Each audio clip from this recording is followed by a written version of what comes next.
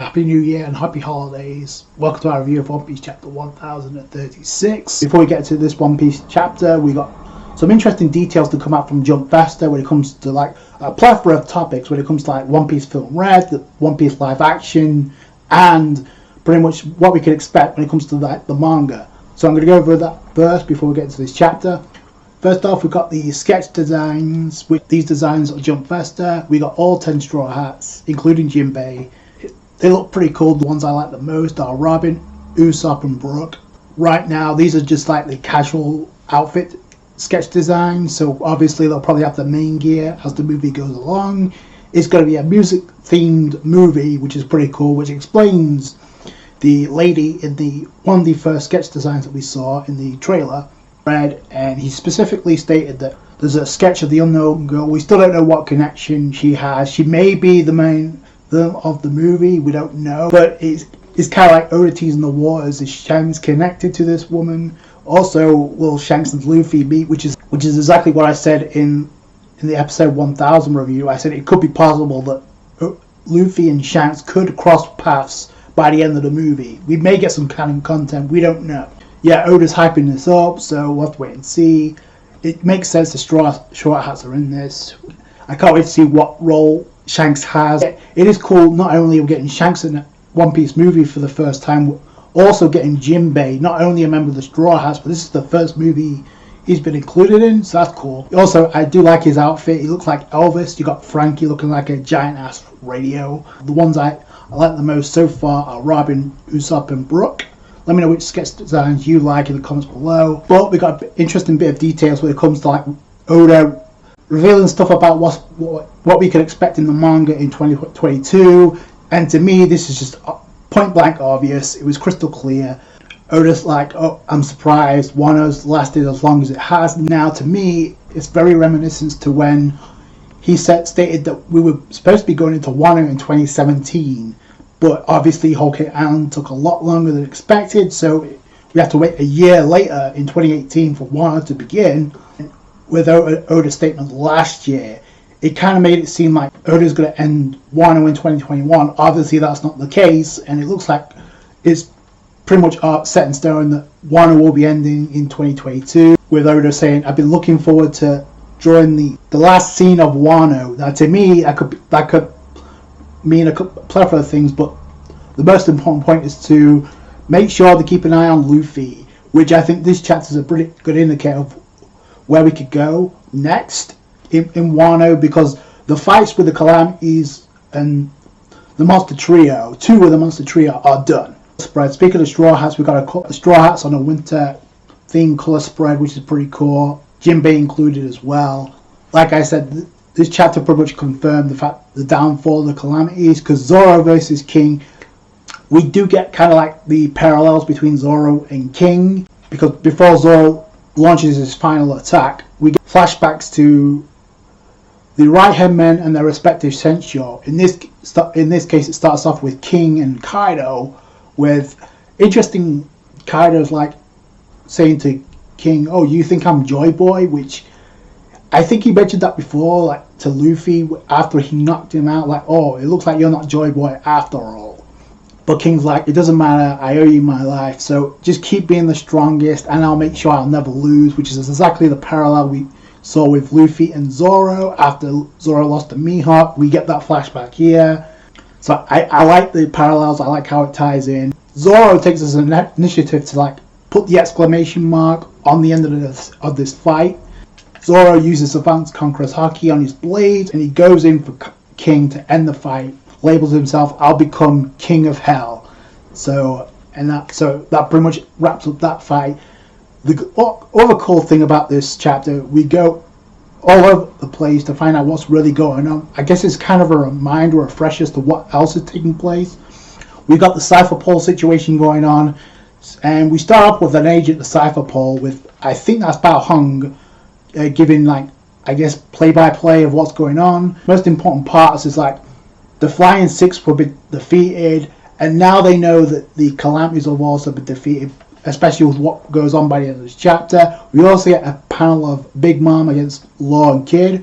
That's still taking place. I think that should be second to last before Kaido versus Luffy in the finale. We also got Fukurakuju and Rise that gets highlighted in this chapter. And the narrator does a pretty good job of kind of like hyping up the tension.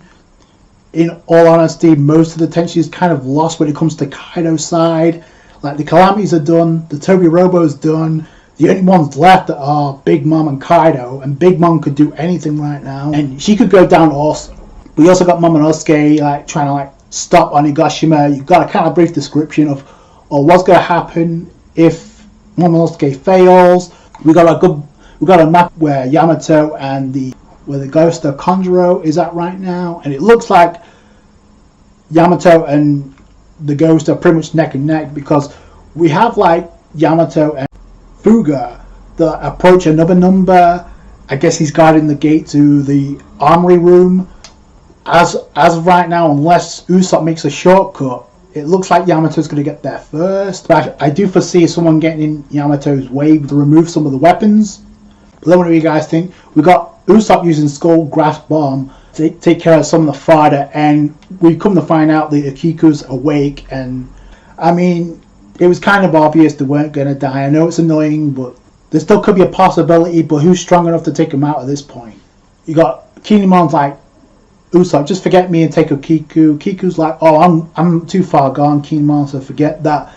And then Usopp's like freaking out. So what the hell would that solve? Like, I know it's your code of honor, it's kind of like your culture, but you kind of need to like put some emphasis on your own lives and live to fight another day. Pretty much what Usopp was saying. And this is an interesting character moment for Usopp, because he's crying as he's saying that, because it may look pathetic to keep struggling with tears, but I don't care, because I'll never stop clinging to life. Which is interesting, because we know how Usopp is when it comes to his Nakama, especially when it comes to Luffy. He'll go all out if it. When we saw that in the last One Piece movie, I mean, look what he did there. I think this struck a nerve with Okiku and Kinemon. Izo comes in with a save. I think it's pretty much obvious Okiku's not going to die, which to me was obvious. If you're going to have him die, have them all die. But Izo's going to put in the work against the father. He's like, God Usopp. And I love how he calls him God Usopp. And Usopp's like, oh, you've heard of me? Wow. Usopp's going to make his way to the armory room as well. We go to the third floor where Fukurakuju and Rise are battling, and to be honest, this just looks like a stalemate. And this fight should have ended way before the respective fights between Sanji and Zoro, because it looks like they haven't been doing. It's like a struggle because they're both using paralysis. It's kind of stupid in that regard, because there's no meaning towards this fight at this point. But especially when you consider Rise is the one that's catching fire first, because the shell on his back is catching flames. So yeah, that's not good. But to me, I think this fight should have ended way before it did. And it's still going on. We got Komurasaki, aka Hiyori, with Orochi, and I'm kind of confused of what Hiyori's trying to do here. It's obviously she's trying to manipulate Orochi, but it's like, what's going to happen after that? It's like, is this going to boil down to a fight? Because you can see like Orochi's like, he's like talking about Fukurakuju, like, we need to get out of here, but at the same time, he's so charmed by what Hiyori's doing. He's like, play me that song again. I get the feeling this is going to turn into a fight. That's just me. I hope that's what ends up happening. But then we go to the second basement of the floor, and to me this is most intriguing, considering the fact, number one, Scratch Manapoo bailed on not only the number that was there, but also on X Drake, where it looked promising when they were both charging at the Cypher Pole, but I guess there were too much. Scratch Manapoo said, yep, I'm out. And I got to give X Drake credit, because he has been putting in work, not only against Scratch Manapoo, but apparently against the Cypher Pole agents. And I said it the moment this happened, like, it looked promising at first, but did you really think the agent's going to lose after being hyped up by Robin? There's not much tension if they get taken down by a weakened X Drake and Scratch Manapoo.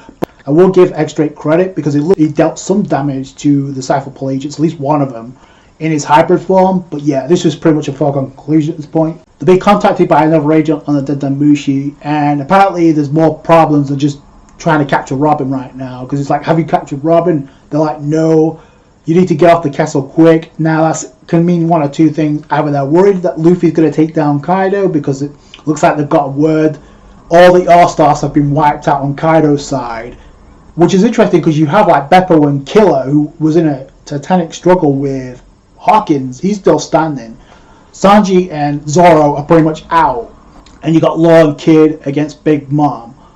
So they're hyping this moment up because it's like, if this actually backfires and the Yonko get taken down, the news that's happening around the world currently, this will be overshadowed by this. They're gonna have to put drastic measures to make sure that doesn't happen, or they're gonna have to do something to like end the Straw Hats before word could get out, which I think that is going to, because I think bounties are guaranteed to shoot up after Wano, no question. And not just the Straw Hats, Kid and Laws are definitely going to shoot up as well. I'm pretty sure they're going to bounce up to 1 billion. They have to at this point. We go to the top of the skull though. Finally, we get our first glimpse into round 3 of Luffy versus Kaido, and it looks kind of even, pretty much.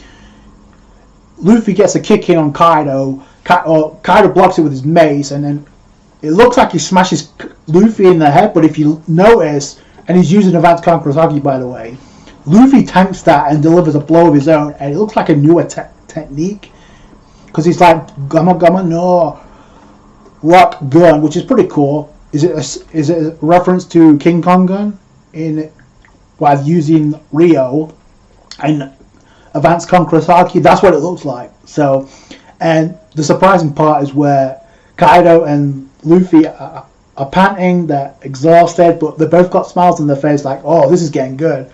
And Kaido's like, yep, bring it on. I was thinking the same thing.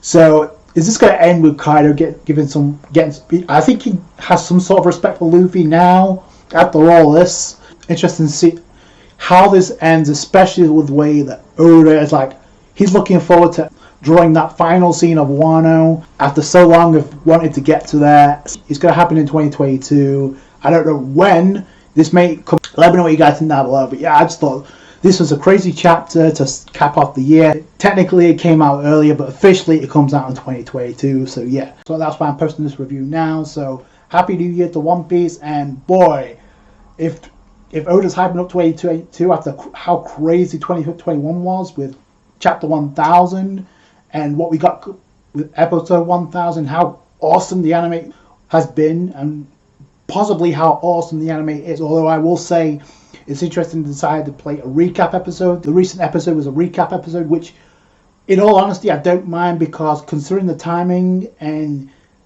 One Piece Film Red may very well be in production right now, so to me that makes perfect sense. I'd rather have them do this than have like bad pacing after the work they've been putting in, especially in 1 Act 3. I don't mind that somewhat, as long as it doesn't affect the major events, the major fights that are about to go down, the major plot points that are about to go down, with what I hope is with awesome animation to cap off what's been an amazing arc so far. Those are my thoughts. Please tell me yours in the comments below. That's going to do it for you guys. Thank you so much for watching. Like the review if you did it with a thumbs up. I appreciate that. Subscribe to the channel for more One Piece. Catch you guys later. Thanks guys. Bye.